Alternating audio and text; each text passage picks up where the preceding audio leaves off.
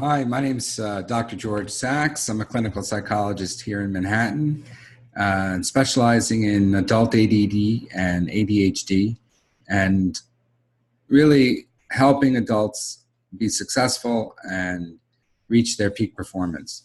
So today I want to talk about outsourcing. And if you're an adult that has a difficult time getting things done, procrastinates, puts things off, is easily overwhelmed, then you would benefit from this simple skill. Now, I hesitate to refer to it as delegating because often we're not in a position to delegate.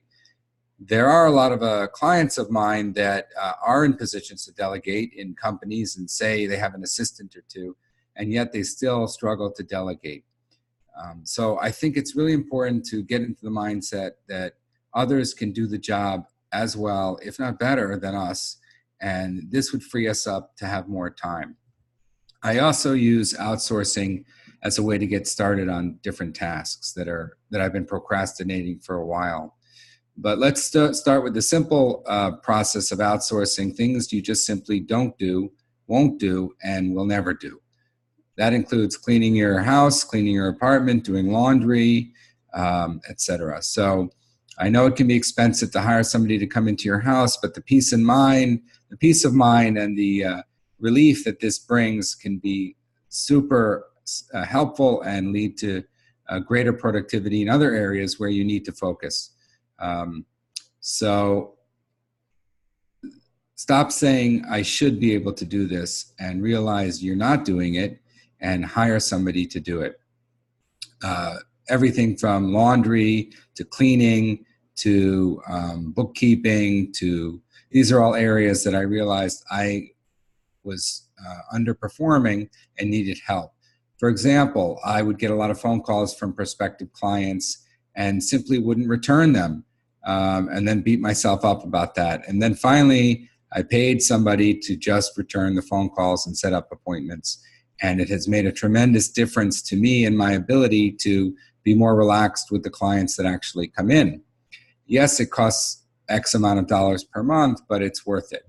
And I had to kind of push through the fear of what would happen if, I hired somebody to make these calls. Would they be able to really talk about my practice in the way that I wanted? But it was worth it because I was losing clients because nobody was calling them back.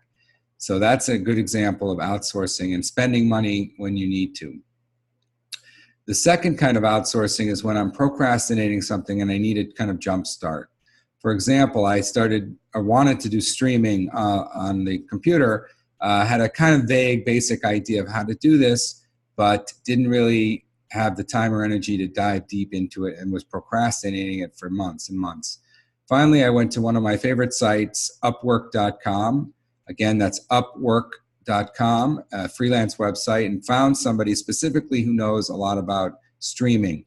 I paid him maybe $25 an hour for a couple hours, and he drafted up a step-by-step guide for me to use. He gave me the software to use, and it got me started. So I'm now doing live streaming on my Facebook group, Adult ADD Solution. I still have other questions, and I will go back to him for those. So that's a good example of hiring somebody to get you started on a project that you have been procrastinating. Say, for example, you want to clean out your garage, and you haven't done that. You might hire somebody from TaskRabbit or somebody just to get you started, maybe just for a couple hours to begin the process, because that's the hardest part.